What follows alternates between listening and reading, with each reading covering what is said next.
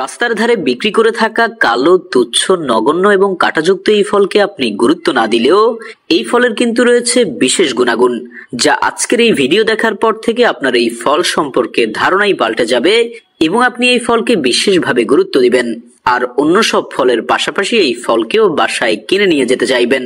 চুল পড়া বন্ধ করা থেকে শুরু করে ঘুমের সমস্যা দূর করা, ক্যান্সার থেকে মুক্তি দেয়া থেকে শুরু করে সর্দি কাশি থেকে স্বস্তি দেয়া, সবই এই একই ফল খেলেই মুক্তি মিলবে। প্রিয় দর্শক, শীতকাল আসলে বাজারে, রাস্তাঘাটে কিংবা ভ্যানে করে এই ফল বিক্রি করতে দেখা যায়, কিন্তু বেশি সংখ্যক মানুষই চেনেন না। যেমন আমি নিজেও বেশ কয়েক বছর আগে এই ফল চিনতাম না। আপনি জেনে অবাক হবেন, এই পুরো ফলটাই পুষ্টিতে ভরপুর।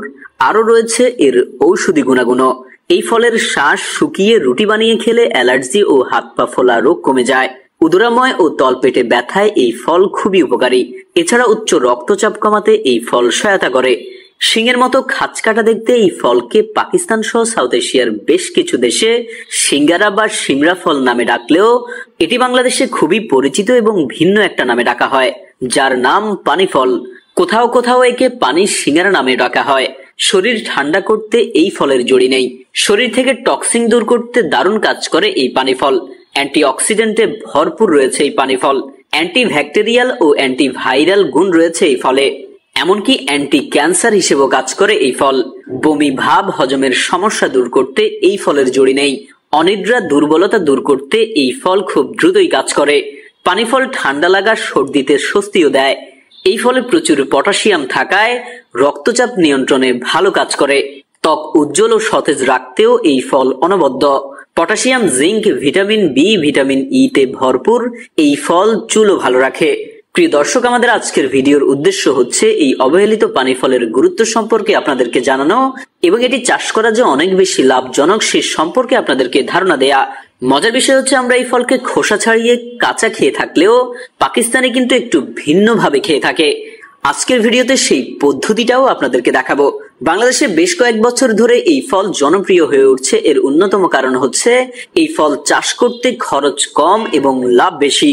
যেমন প্রতি বিঘায় এই পানি ফল চাষ করতে 3 থেকে 4 হাজার টাকা খরচ হয়, আর ফল উত্তোলন করে বিক্রি করা হয় প্রায় 35 থেকে 40 হাজার টাকার মতো, যা পাকিস্তানে গত 100 বছর ধরে কৃষকরা প্রজন্মের পর প্রজন্ম এই ফল চাষ করে আসছেন এবং তারা স্বাবলম্বীও হচ্ছেন।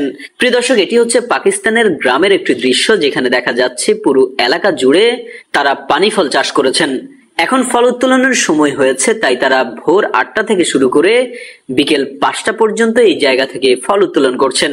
এরকম প্রত্যেকটা গাছে 3টা থেকে 5টা পর্যন্ত ফল ধরে থাকে, আর এক এক বিঘা থেকে ফল উত্তোলন করা হয় 40 থেকে 45 মনের মতো।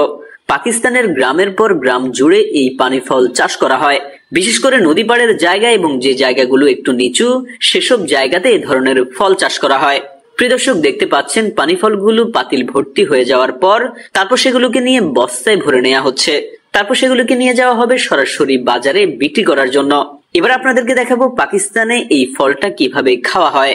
প্রথমে এগুলোকে ভালোভাবে পানির সাহায্যে ধুয়ে নেওয়া হচ্ছে। তারপর একটি মাটির পাতিল ধুয়ে পাতিলের নিচে মাটির প্রলেপ দিয়ে দেয়া হচ্ছে। তারপর সেই পাতিল নিয়ে চুলার উপরে বসিয়ে দিয়ে দেয়া হচ্ছে সামান্য পরিমাণে পানি। তারপর সবগুলো পানি ফল সেখানে ঢেলে দেওয়া হয়েছে।